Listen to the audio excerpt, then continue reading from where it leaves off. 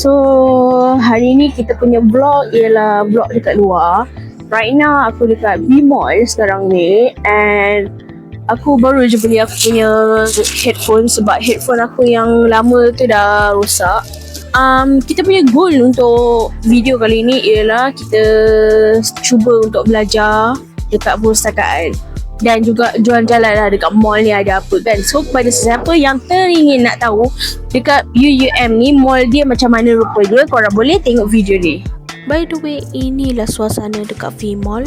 Mall dia bukan besar manalah macam mall dekat luar sana, tapi cukuplah untuk memenuhi kehendak pelajar. Dekat sini ada CEO Mart, 7-Eleven, kedai cetak dan beberapa kedai gadget yang lain.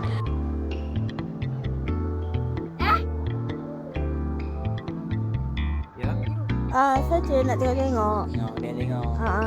Nak buat ni lah. Video lah. Ya. Ada coupon dua saiz kan? Ada kamera ni. Memang suka. Pergi mana? Saya pun ada kamera tu. Sekejap je. Lambat. Tapi tu kamera mainan. Kamera mainan je lah. Oh, yang saya pun ada. Ada juga. Saya macam kolektor lah. Saya ada yang tu, ada juga yang lain. Tapi yang murah je lah saya collect. Dan nama apa buat YouTube? Tak lama sangat pun. On off je. Cuma sekarang je lah saya macam lagi serius lah.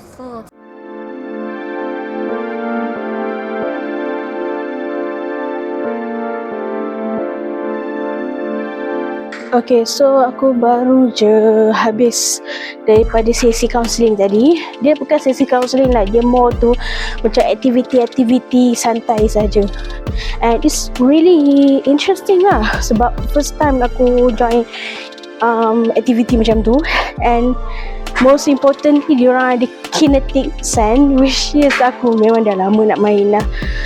Tapi itulah, sekarang kita kena balik semula ke agenda kita yang asal, iaitu kita kena pergi dekat perpustakaan dan siapkan nota. Aku kena siapkan nota sebab nanti minggu depan ada exam. So yeah, jom kita ke agenda kita yang sepatutnya.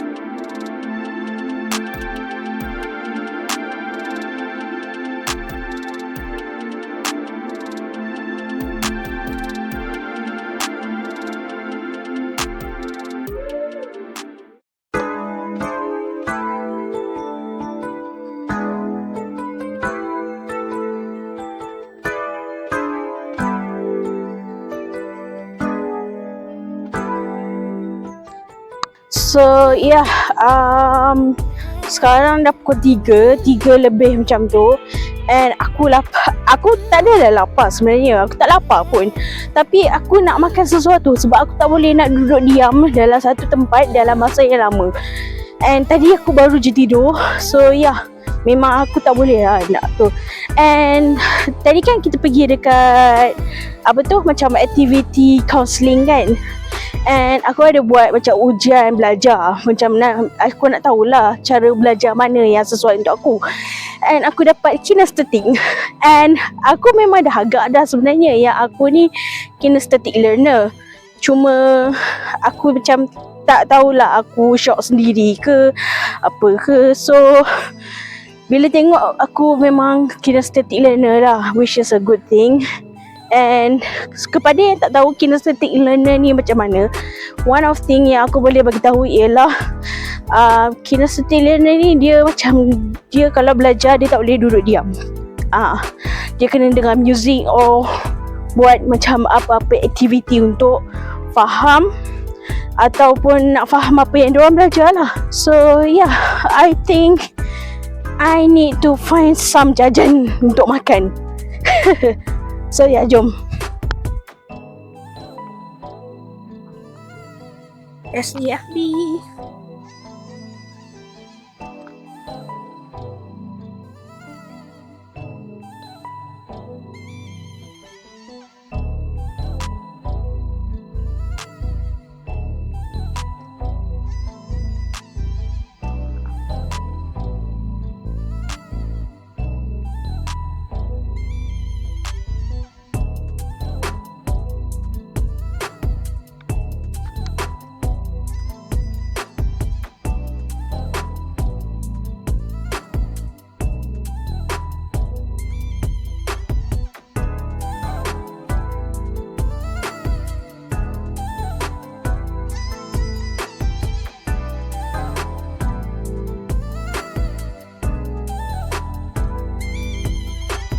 Hi.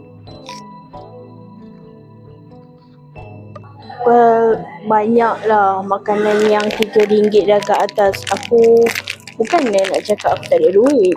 Aku ada duit. Tapi itulah, aku macam kena jimat jugalah sebab next allowance yang aku akan dapat ialah pada 21-22 macam tu. So ya, baik aku beli yang murah macam ni.